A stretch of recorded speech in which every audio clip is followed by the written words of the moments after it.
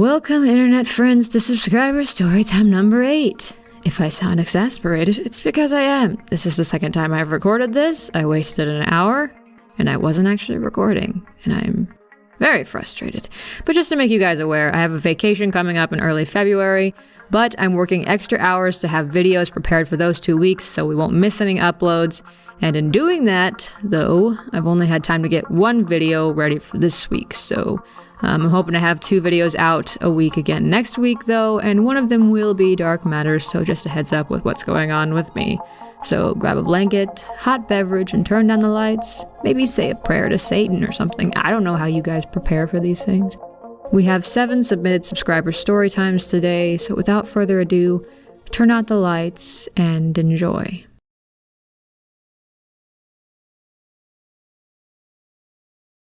The county in South Georgia that I grew up in has a church and a cemetery on the bank of a creek. There are all sorts of legends associated with the place. Most are the cookie-cutter versions that most small towns have a variation of to try and spice up their local history. My friend lived pretty close to the creek, and we would goof around on the banks when it was warm out. It was shaded by trees, but was too shallow to swim in. But the lack of direct sunlight meant that cold-blooded creatures tended to not hang around, so we could let the cool creek water flow over our bare feet. One day, though, as my friend and I were meandering along in about 6 inches of water, one of my friend's legs drops a little, and he yelps and hops over to a mound of dirt with 1 foot raised. He had some blood coming out of it, and we both thought he'd been bitten. In a panic, he fights with the wound and pulls a couple of fragments out of his foot. The largest one looked like a tooth. A different kind of fear then hit us as I went back to where he got hurt. It took a minute for the silt to float away, but that's when I locked eyes with the bare eye sockets of a human skull. Part of its lower jaw had been chipped away. The county workers and sheriff's department pulled most of a skeleton and part of a coffin out of the creek. I guess one of the old legends was true, that graves were washed away from time to time when the creek flooded, leaving some poor souls downstream from their not-so-final resting place.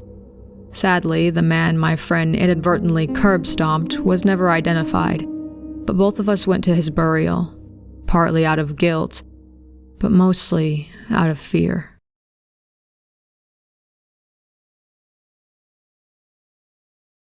To start off, I should give you some background information. My mom is from Australia and my dad from the States.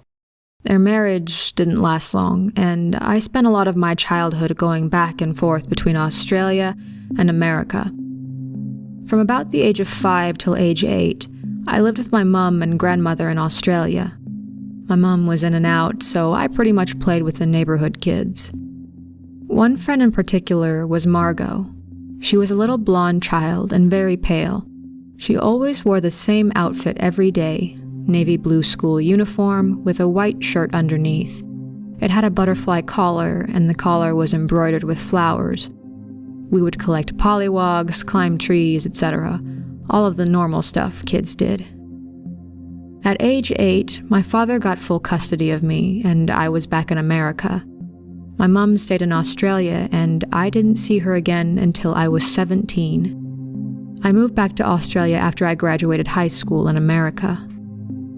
So here I was, back in my grandmother's house, catching up on everything, and I sat down with my mom and grandmother having tea and biscuits.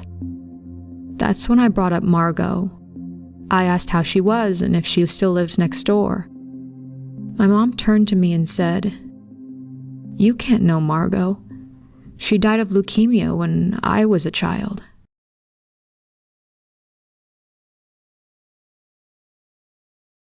For as long as I can remember, my childhood home has always been haunted. When I was little, like 5 or 6, I would hear someone whisper my name in my ear, or I would hear tiny footsteps coming from the kitchen when everyone was asleep. It wasn't until I was in my teens that my mom told me about how she would see a little girl running through the house. Everyone in my family has seen or heard her childish laughter. The little girl has long black hair and is always in a nightgown. She has been known to play with my little sister's tea set at night and has been seen walking behind my sisters as they make their way through the house. She can also be felt crawling into bed with you. Although she has never seemed to want to harm any one of my family members, there are other spirits. I work night shift and get home rather late, or early depending on how you look at it. This night I got home at about 2 in the morning and was ready to fall asleep. For whatever reason, sleep was avoiding me. I tossed and turned, trying to find a comfortable spot on my bed, but not really succeeding. I had, however, managed to tangle myself up in my blanket and was trying to wiggle my way out, when I happened to look over towards my TV. There, in the dark, with just enough streetlight illuminating her features, stood what looked like a little girl. Not the little girl with the long black hair and white nightgown. No. This little girl had dirty blonde, messy, stringy hair and wore a tattered, torn, and dirty old-styled dress. She stood there in front of my TV, not moving or making a sound. That's when I noticed her face, or lack thereof. This little girl had a gaping snout, almost like that of an alligator. All I saw was rows and rows of sharp, dripping teeth. My heart was in my throat and my mouth went dry. I couldn't say anything. I was too afraid to scream or shout. Instead, I slowly sat up and jumped to my feet. I ran as quickly as I could, past her, hoping she wouldn't chase me. I flung open my door and ran through the narrow hallway towards the kitchen where the light was on. My mom was there in the laundry room, looking at me with a confused expression. I told her what I had seen in my room, and she pulled out a box. In it, she had her old, tattered Bible from when she was younger. She told me to put it in my room and tell whatever it was I saw it is not welcomed here and needs to leave. So that's what I did. I walked back in my room with as much confidence as I could conjure up. The demon girl was gone, but my room felt heavy, almost like it was filled with static electricity. I held the Bible in one hand and said what my mom told me to say, and everything went quiet. Afterwards, I placed the Bible on my TV stand and went to sleep peacefully. Fast forward a year or two and my little sister went to watch TV in my room. She said she was searching for the remote control when she felt something graze her foot. Getting down on all fours to look under my bed, she said it was unusually dark. But from under the bed, in the dark, she could hear something breathing heavily, inhaling roughly and exhaling with a growl. She said she crawled away and staggered to her feet to leave my room. What if whatever it was I saw, standing by my TV, never left?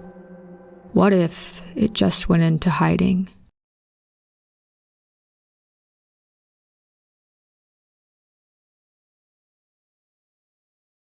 When I was 16, I was part of a church youth group. That year, a church deacon planned a Christmas party at his home for the youth group. I was excited because the deacon lived on a canal off of the Gulf of Mexico, and it was lovely out there. The pastor and his family came to pick me up at home, and I sat in the back seat with their daughter, Chrissy. As we drove through town, I noticed a light up in the dark night sky. At first, I didn't think anything about it. It looked like the searchlight on a helicopter. I rested my head on my chin and settled in for the 15-mile drive to the party. As we turned onto the highway, I saw the light again, still on my side of the car. Again, I dismissed it.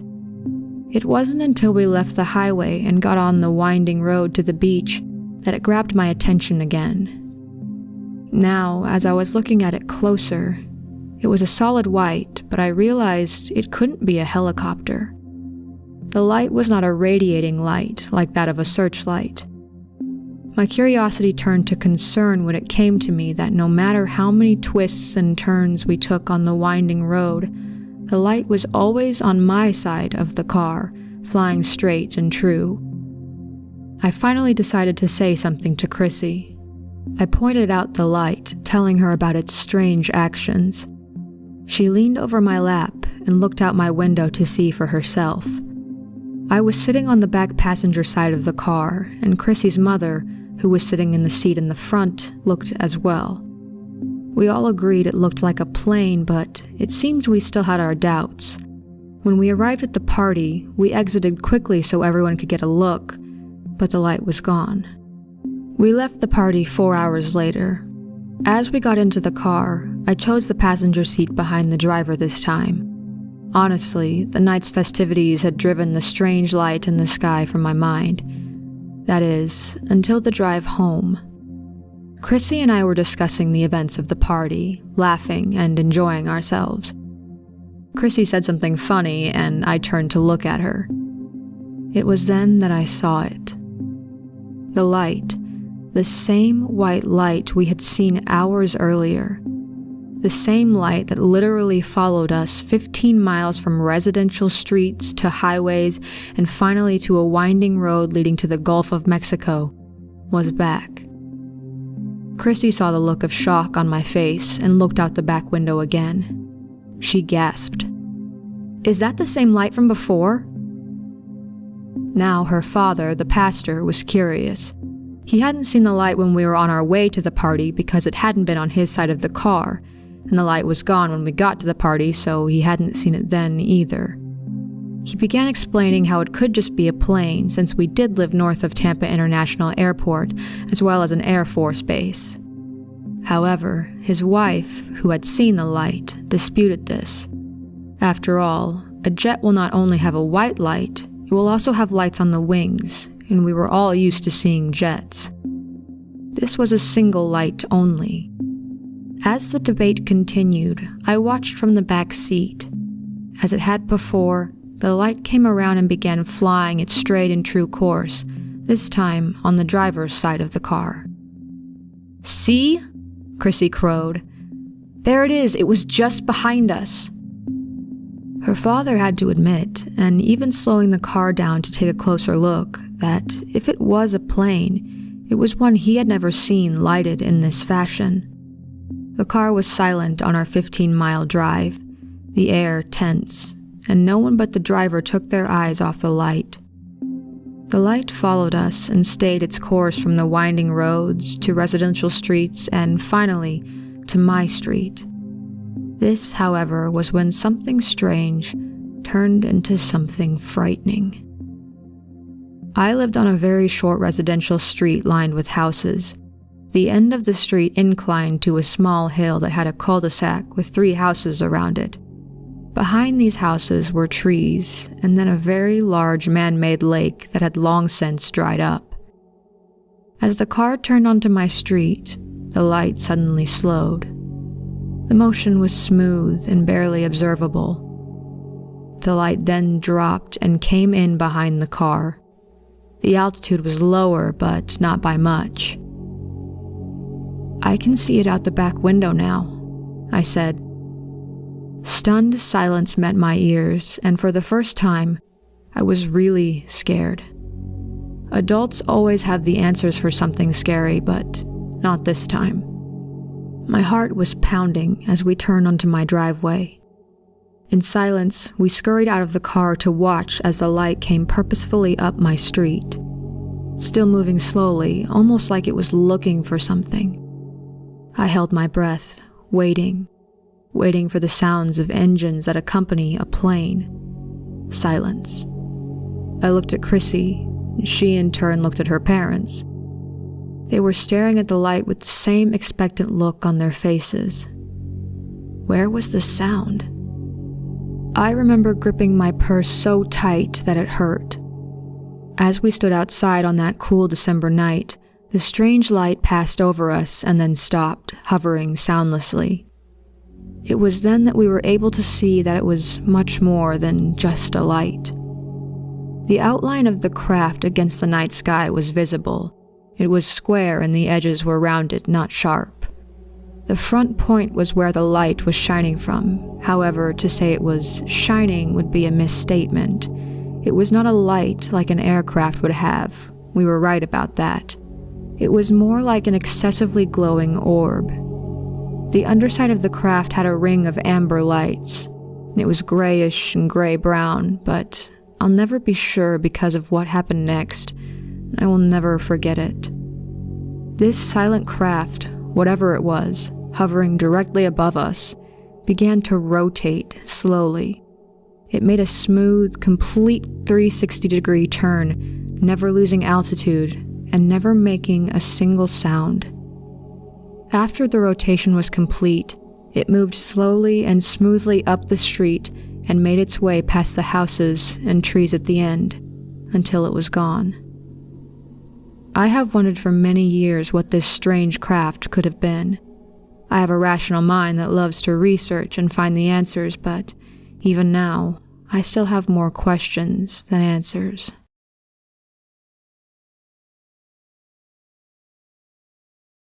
Let me start by telling you a few things about me.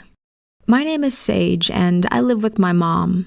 I have an older brother and a sister who recently became a mother.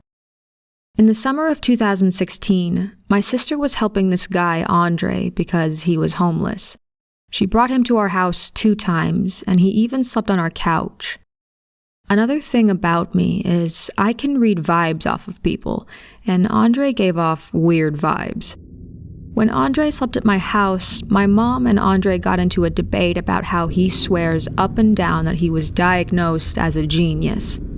My mom got weird vibes off of Andre too, especially after their debate, if you want to call it that.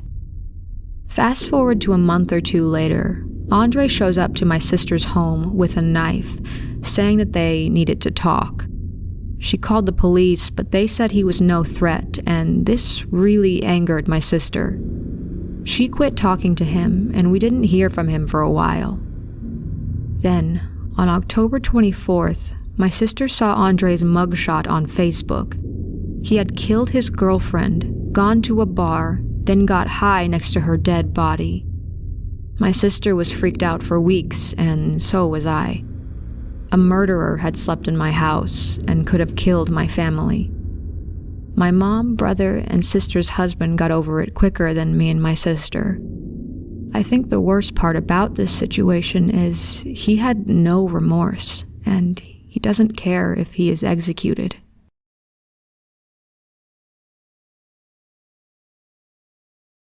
When I was about 13 years old, I attended a summer camp in the Midwest with my good friend at the time, Lizzie.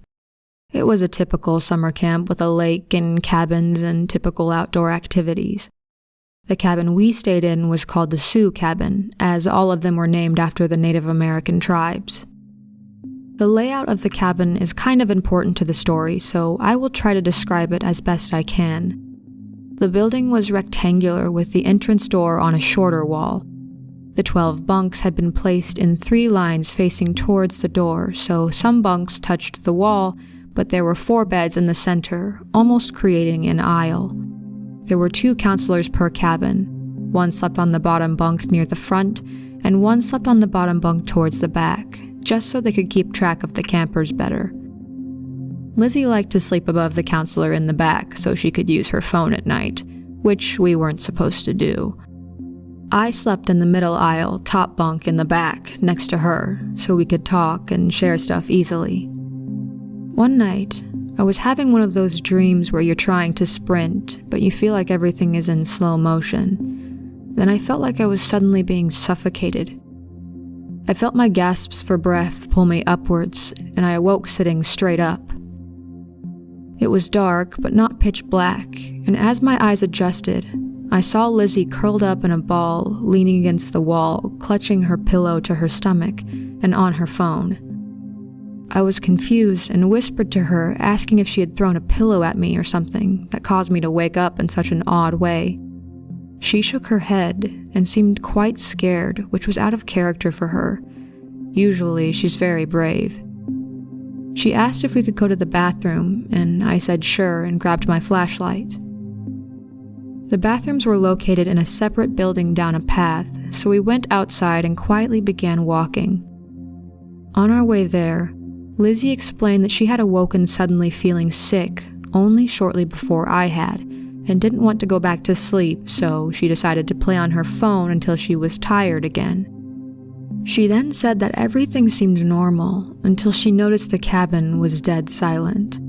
The 11 other people, me being one, didn't make a sound breathing or slightly moving, and the air conditioner was silent as well, even though it seemed to be running, which is normally very loud.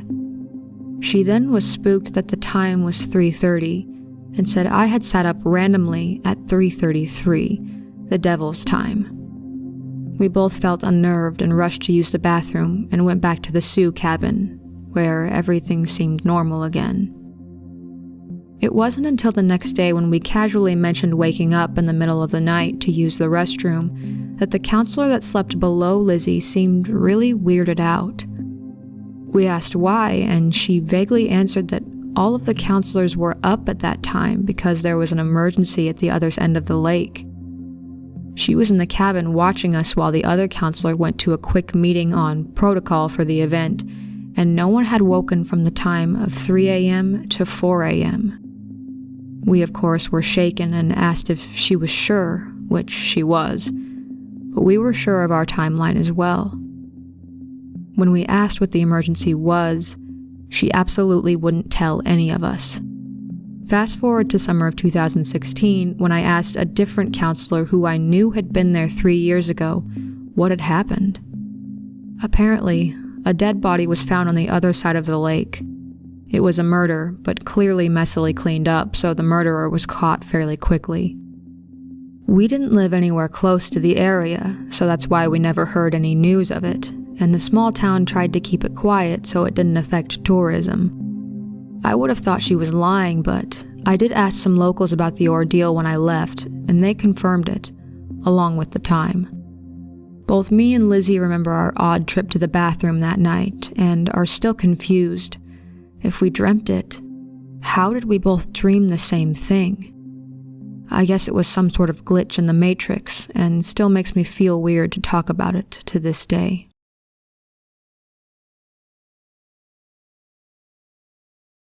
When I was about 11 or 12, my family moved from an apartment to a duplex.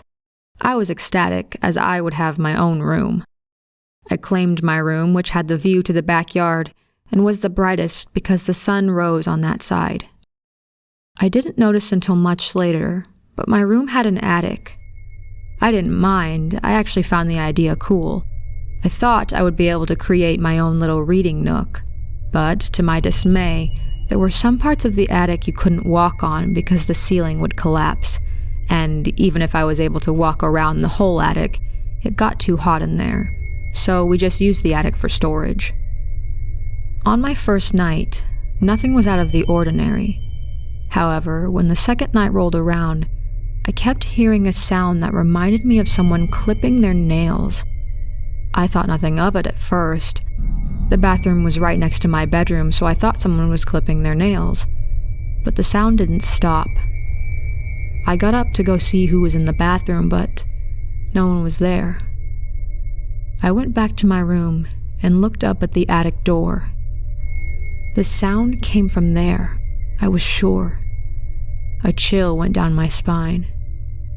I just shrugged it off and went back to bed. The next few weeks were the same.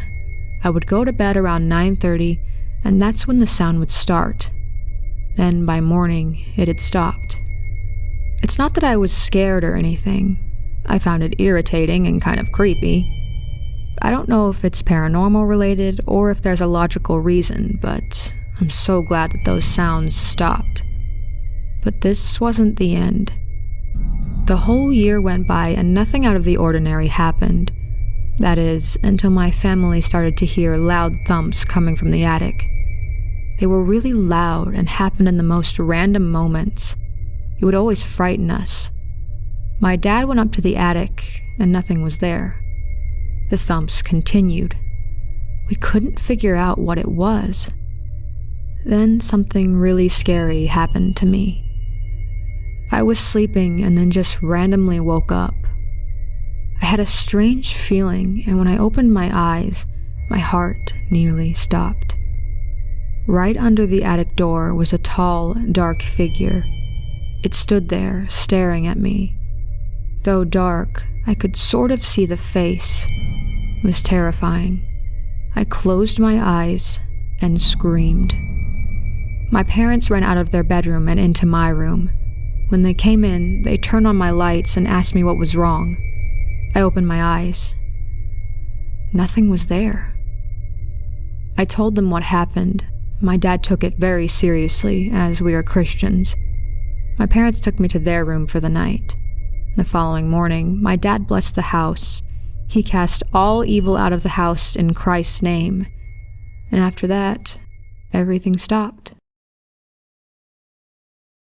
Special thanks to Yulia, Maggie, Haru, Stacy, Ken, Terry, and Alan for sharing their stories with us today. And special apologies to everyone if you can hear heels walking on a hardwood floor throughout the narration. Literally, my upstairs neighbor was pacing the entire time I was recording this in heels. Why? I don't know. But if you have had a personal terrifying encounter, it can be paranormal or not, please feel free to send it to subscriberstorytime@gmail.com, and your experience might end up in the next subscriber storytime. If you wish to stay anonymous, please mention that in your email. Thank you for listening to the end today, and if you liked the video, it would really help me out to leave a like and a comment down below. And if you aren't already, make sure you hit that subscribe button so you don't miss any new videos from me. Stay safe, friends, and have a good night.